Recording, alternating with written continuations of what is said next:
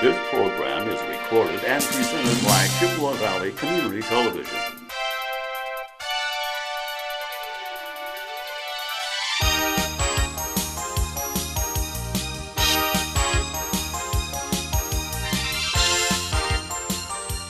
Welcome to From the Newsroom, a production of the Western Wisconsin Press Club in cooperation with Chippewa Valley Community TV. I'm Henry Lippold, Professor Emeritus of Communication and Journalism at the University of Wisconsin, Eau Claire, and a member of the Press Club.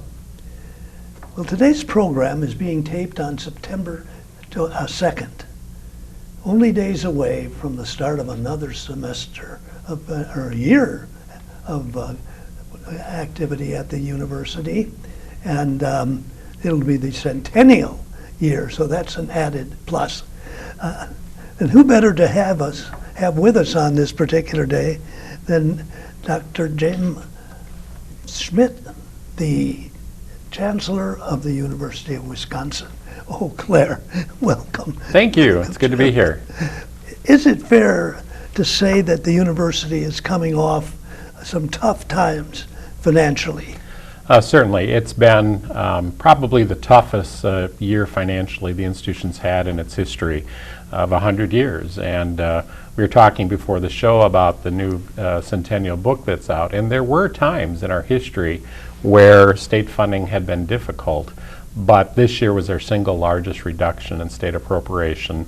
It was a 26% cut in our allocable state appropriation. It was $7.7 million. When coupled with a previous unresolved deficit, our total cut last year was $12.1 million. When the students get to their classes in a few days, will they be getting the classes they need for their majors, or have some of them been cut back? Well, there are fewer courses than there were last year. Spring over spring, we don't have the final roster for this year's fall semester, but last spring over the previous spring there was a 12% reduction in the number of class sections available. So that is a significant reduction. It has been challenging for our students. I give a lot of credit to our deans and department chairs who have worked carefully with the schedule to try to make sure the most essential courses are taught in such a way that students can complete on time. Raising the four-year graduation rates of our students is one of our top priorities. In fact, we've doubled our four-year graduation rate in the last 5 years, so we remain committed to doing it. But I will tell you, as creative as we are, if you don't have the resources to offer the classes necessary, that can create delays. And in the end, that costs students a lot of money. I tell students that I understand why you love the university, and I understand why you love being a student. Many of us love being a student so much we found a way never to leave college, and I would count the two of us in that boat. Yes, that's true. However, I want them to know the cost, and I tell students it costs them $50,000 a year to spend a fifth year at UW-Eau Claire, because a full year's tuition is about $8,800, but you have to count, in my opinion, the opportunity cost, and the average Blue Gold earns $44,000 a year. So not only is there an additional cost, direct cost to students to stay a fifth year, but that also means that they're not either working or in graduate school, getting on with their life. So not only isn't the student getting that $44,000, but that means the state isn't collecting income taxes off that. That means the employer they're working for, that Blue Gold isn't adding value to that company, which usually, I've asked employers, they all make money off of everyone they employ. So it's one of the reasons why, in addition to the cut we received, what's been very difficult for the institution is that they've also frozen tuition for a record 4 years in a row. Now, to be clear, I'm an advocate for access. I think that it'd be wonderful if you could go back to the days where the states were picking up about 80% of the cost of going to school, where today they're picking up about 20, and our students are picking up 80. But if you keep cutting, not only do you lose quality, but you lose time to degree. So I hope that the people who are watching will contact legislators and the governor and express the support for funding, to return some of the funding. I'm not Pollyanna. I don't expect to get the whole $250 million they cut back. but some down payment on a restoration, and can we work together on a reasonable tuition policy? Say a 2 or 3% increase. A 3% increase at UW-Eau Claire would cost students about $250. If that happened every year for 4 years, it cost them about $1,000. That's a good investment if it means they can get done in 4 years versus having to spend or lose money, $50,000 to spend around for the 5th year. So I think it's important not to be penny wise, pound foolish. Freezes sound good, just like free sounds good. You know, a lot of talk about free college. Well, nothing's free. Someone pays for it. And at a public university, it's either students or it's taxpayers. And the issue is what to do. I might add, I don't mean to monologue, but UW system has some of the lowest administrative costs in the entire country. The Department of Education, based on 2013 data, did a study of what it costs to produce a degree. The national average is about $75,000 to produce one baccalaureate degree, and that's all of the state money and all the tuition money. Total costs, all in from start to finish, costs about $75,000. UW system is about $65,000, so we are a full $10,000 below the national average. All of the other Midwestern states are above the national average, including Illinois, which comes in at close to $90,000. So the point I'm trying to make is the UW system is already terribly efficient. We do a great job, and the quality really can't be beat at most other schools. So we have a gem. We have something that's worthy of protection, of promoting, and I think I'll probably make the point 5 more times today that it is very much worthy of public support. Now, you've asked for, what, $42.5 million to be correct. put into the budget? That's correct. For the 17-19 budget? That's correct. I believe that's a modest request. The Board of Regents intend to put forward to the governor in December a request for additional pay plan for all state workers, because in addition to having to grapple with cuts, most of the employees in the UW, well, in state service, haven't had a pay increase in 5 years. Faculty received a 1% merit increase last year.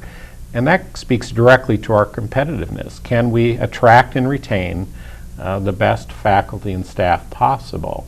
Because although Blue Golds hold the diploma with the university's names, it is the people who make up the university that really create those opportunities for the students. It isn't the chancellor, it's the faculty and staff. Now, $42.5 million would be divided among a big pool. It is. Plus. And that's over a 2-year period. And that's what I was going to So say. for UW-Eau Claire, if we get quote unquote our share, it'd be about $2 million, give or take, over a 2-year period. We'd also ask for some flexibility back in tuition as well. We thought we made the request, having a careful look at kind of the state's finances. We understand the circumstance we're in. It was not a pie-in-the-sky request. We think it was a modest, realistic request. Beyond that, we have asked for funding to renovate and restore some of our buildings, and we plan to ask for some additional funding for a pay plan for all employees in the state. Now, can you tell me something understandable about this proposal of performance-based funding? Yeah, performance-based funding is not a new idea. It's been around 30 years all across the country. Lots of states have experimented with them. Most of the states that have tried that haven't been very satisfied with how they've worked. But nonetheless, I'm for accountability. We are a public institution. We're not a private institution. My books are open. People can feel free to contact me with their opinions and ideas on how the university could be run better, and people do contact me. I think it's important for public universities to know clearly what is expected of us. I think the governor, legislators, and the people of the state of Wisconsin. So we are not just accountable to state government. I feel accountable to the public as a whole. But I think they should be clear. What do you expect most? One of my mentors made the point, what is measured is what is valued. What is valued is what is funded. Therefore, what is measured is what is funded. I can accept that. Now, I can tell you what I've heard from the people of the state of Wisconsin, what I've heard from talking to the governor and legislators, they say, Chancellor, we expect well-prepared blue golds. They often use words like critical thinking skills, the ability to write and speak articulately, interpersonal skills and problem-solving skills. They want to see that they've gotten jobs, and UW-Eau Claire graduates have a 96% placement rating. They want them to graduate in 4 years. I've already explained our commitment and our growth in our 4-year graduation rate. They want retention rates, and they want our students to be able to do this in an affordable, efficient manner. And I'm proud that our Blue Golds have the lowest average student loan debt among all public and private schools, Minnesota, Wisconsin combined. So having said all that, when the governor says he's willing to consider additional resources that might be performance-based, being very pragmatic, I'm for anything that suggests there'll be greater investment, and I have full confidence in UW-Eau Claire and our ability to meet almost any fair performance model that might come forward. What is the budget that the university has, the annual budget? Well, that's a good question, and it's complicated by how the state of Wisconsin manages its budget. So in theory, the university's budget is $220-some million, but that includes $55 million in federal student aid, most of that student loan money, and it's just simply a pass-through. When people ask what my budget is, they assume I have authority to manage that. Well, my budget goes up if students borrow money from the federal government. It's not my money. I have to give it to them. If you take out a student loan while attending UW-Eau Claire, you have to pay it back. You sign the promissory note. I'm just the way they get the money to you. So I think it's unfair to look at that. Some things like debt service and other things aren't allocable. If I look at the general fund, which is the funds that I can use to pay for teachers and do our core mission, it ends up being under $80 million a year. Now, there's some things that I guess are separate from the educational things, construction, Yes. so on. What's on the docket for that? Well, so we do have a request in front of the legislature. It was approved by the Board of Regents. There are two different kinds of building programs. One is what they call program revenue, and those are buildings like our dormitories, or if people have been in our beautiful Davies Center, those are 100% paid for with student user fees. Yes. There are no taxpayer dollars in it. So in this legislative session, we're asking for permission to use our own money to renovate Governor's Hall, which is a residence hall on our campus that's in desperate need of renovation. So that's one of our requests. The other big request we have is to begin, it'll be a multi-year project, the renovation of Haas Fine Arts Center. It's coming up on 50 years old. The electrical systems, lighting systems are failing. And the first piece of that will be to construct a new art wing attached to it. The existing art wing has never been very useful, and the plan is after all the renovation's done, that particular wing would come down. So we're not dramatically increasing the square footage. So those are the two big projects in the capital program.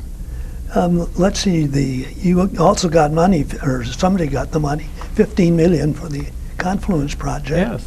We had a good day at the building commission meeting. It was at the state fair. My first trip to the state fair. I had my first cream puff. It was as good as people said. I brought my youngest son along, and he got to meet the Fonzie. Henry Winkler was there performing with Happy Days. But we had 4 projects that were approved. The Confluence, the release of the $15 million to Confluence Inc. in town to construct the new building. They approved the lease the university has with Haymarket Landing so that the university can operate it, lease it from the foundation. We also received the go-ahead for the utility project on Garfield Avenue, which will start next summer, tearing out all of the infrastructure under Garfield Avenue. It'll take 2 construction cycles, but instead of putting in a city street going through it, we'll make it more of our front porch. And the fourth thing was buried in a larger component, which will allow us to contract with an energy efficiency firm so that they will make improvements with LED lighting and other things that'll save utility costs. And those savings accrue directly back to the state. I don't get to keep those because I'm not directly accountable for my energy costs. But nonetheless, it's the right things. Our student cares about them, and it saves the state money in the long run. So those are the 4 projects. Garfield, will it be closed all the way? It'll be closed all the way. For people wanting to go to the ERC, there's an easement so that people will continue to be able to reach the ERC on campus. Otherwise, it'll be just campus vehicles that'll run near Garfield. Our hope is to open the campus up to the Chippewa River. We'll create places for people to sit, have a cup of coffee, maybe a bratwurst in the afternoon, and study. It'll be really the community's front porch. I expect, particularly in the summer, that our campus will be full, not so much with our current Blue Golds, but maybe our Blue Gold alums and community members who want to have one of the most beautiful places to have a cup of coffee or sandwich in town. The ERC is the Ecumenical Religious Center. Thank you. For those who don't know. Okay, now some things that seem to be on deck. EDI. Yes. Equity, diversity, inclusivity. Yes. And that's to attract students of color. It is. So there's a broad effort at the university. We believe that universities are an important place in our society. This is where anything can be discussed. You know, academic freedom, freedom of speech are two very important tenets of a university. It's an opportunity for people to explore ideas, to learn different points of view. That is the hallmark of critical thinking and what universities do. So in order to have that kind of atmosphere, we need to be open and welcoming to diversities of opinions, backgrounds, and experiences. We are a better university as we're more diverse. Within my first year on campus, I've met with some of our largest employers. I make it among the people I'm accountable to, I want to make sure our Blue Golds are doing well in the companies that they go to work for. Mm-hmm. They said, Chancellor, we love the quality of the Blue Gold grads. They said, however, we have diversity goals. And they're quick to point out, this is not about political correctness.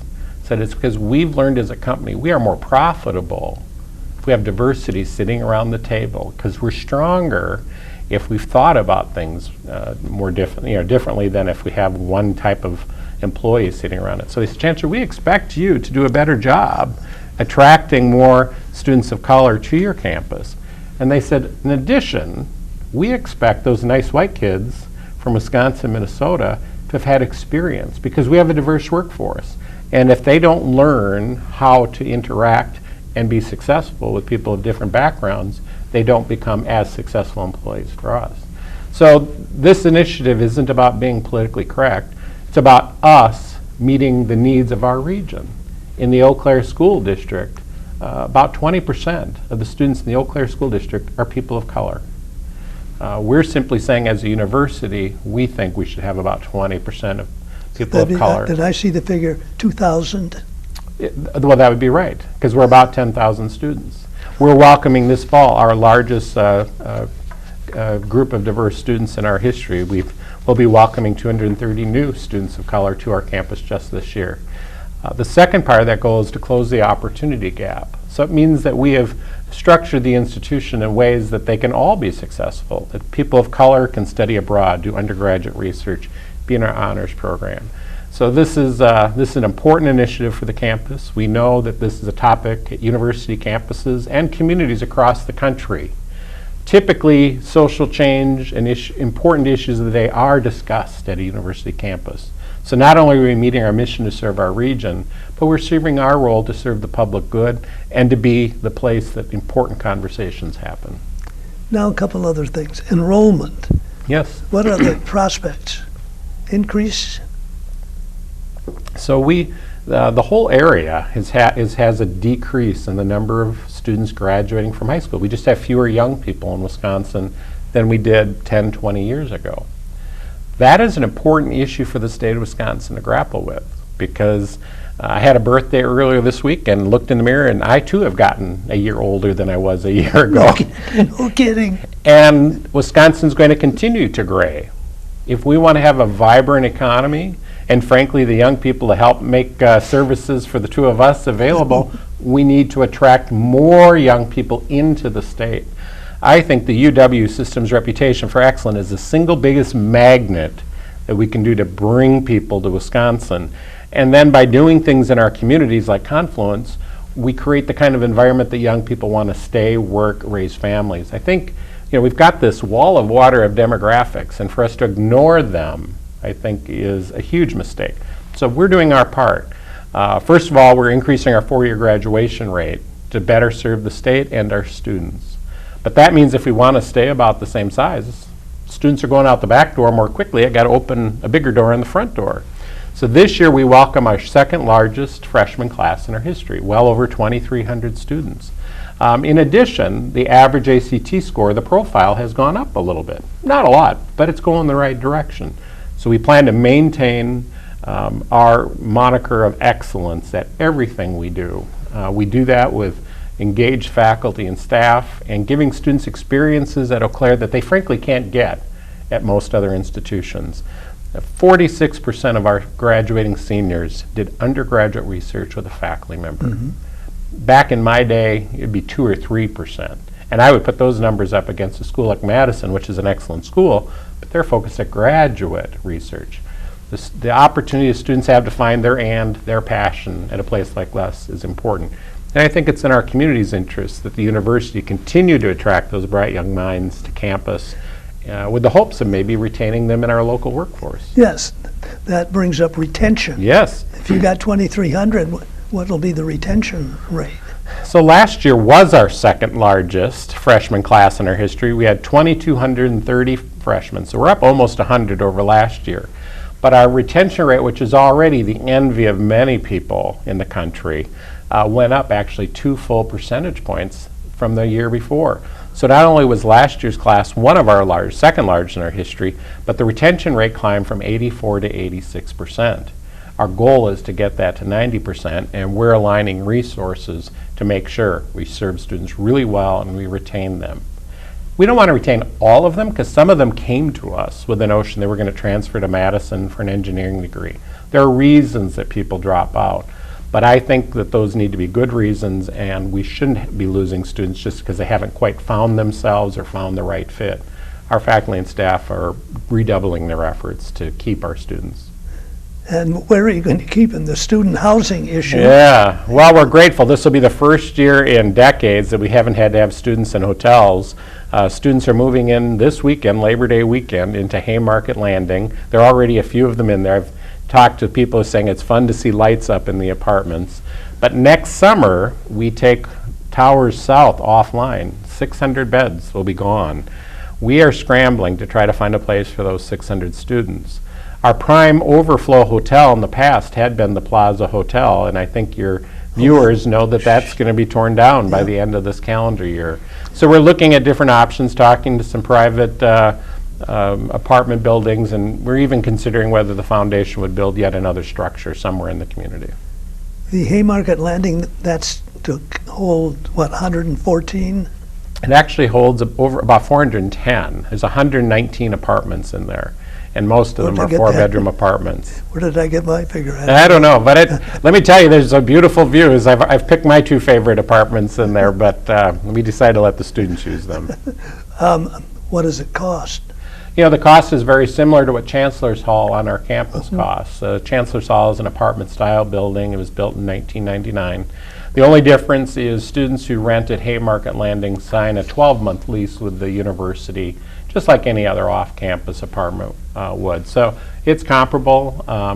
Depends on which kind of, if they get a single room, you know, it costs a little bit more. If they've got, you know, 4-bedroom apartment with lots of roommates, it costs a little bit less. So should people who are watching Go back to school. about taking in a renter? Well, they might want to do that for the next several years, because Towers South will be offline for a year, and then we'll move on to Towers North. Also next summer, we will start construction on a new residence hall on Upper Campus where our tennis courts are. That was approved in the 2013 legislative session. Our long-term plan is a construction of a new science building. It's desperately needed. We have brilliant scientists, but science is very different than it was 50 years ago when Phillips Hall was built. And the site location for that is KT, Catherine Thomas, and Putnam Halls on Lower Campus. Our plan, once we get these renovations and new buildings done, will be to take those down. They were built in the early 50s, and they're not viewed as a good investment for renovation like some of our other apartments. But I believe that they also were built to accommodate handicapped or disabled students. Yes. It was right on the level. They're on the lower level. And that is something we're struggling with. We'd originally identified a location on Roosevelt to build something, and neighbors didn't want a residence hall. So we're still trying to solve that issue. We're looking at whether we could identify space on Water Street as an alternative. Most of the students who are wheelchair bound would be able to just use the footbridge to get across. Otherwise, we'd look at shuttles. But that's an important issue for us to resolve. Now, what is Blue Gold alumni tuition discount? Oh, it's a great thing. So we've put the incentives in place for students to graduate in 4 years. You know, a lot of people don't want to leave. I get that. It's a great place to be. But they think, you know, maybe I should pick up a minor and I'll be more employable. Maybe I should pick up another major and be more employable. What we're saying is get done in 4 years. If after you're out of school, your employer or you decide it would be good to pick up Spanish, Chinese, or an accounting class, come back. And we'll give you a 25% discount on your tuition. So if you get done in 4 years, we will offer you a discount because we think education should be a lifelong pursuit. Maybe you're an accounting major and you always want to get your hands into some mud and do some ceramics. So you can come back for personal enrichment, or maybe you're a music major who wanted to start an international software firm. Maybe you want to come back and get some business classes. Think Jamf software. Oh yes. Now you mentioned that you went to the event that what's his name, Vernon. Yes, the Eau Claire Music Festival. Yeah. It was fantastic. I didn't know you were going to ask about it, but something I'm pretty proud about is Eau Claire was featured in Time magazine this summer, 240 Reasons to Celebrate America Right Now. And I think we were number 176 or something along those lines. But they start by focusing on what the university has done and our role in bringing this great music to the area and how it attracts economic development. And we've become this music mecca of the North. And my wife and I look forward to that festival every year and certainly look forward to it next year. You can tell I didn't go, but I should. You should. It's great to stretch it. A lot of music groups I would have never thought about going to watch. And, you know, some I wasn't as into, but found some amazing voices. You know, the Staves from Great Britain, the Three Sisters, beautiful voices, just incredible. One other thing about it, though, I think you noted that there were a lot of Blue Golds. A lot of Blue Golds. It was work. We had 70 Blue Golds working to manage the event, and they can do internships, and these are solid opportunities. This year, we even invited in some of the UW students from other campuses because they heard about the opportunity. We expanded it. That whole event was really put together with our Blue Gold students who are looking for a summer job. Well, we'll have to leave it there. Okay. Thank you so much, Chancellor Schmidt, for taking time out of what must be an extremely busy, Exciting time, though. but busy but exciting Yes. to be with us here. Thanks for watching, everyone. I'm Henry Lippold. This program was recorded and presented by Chippewa Valley Community Television.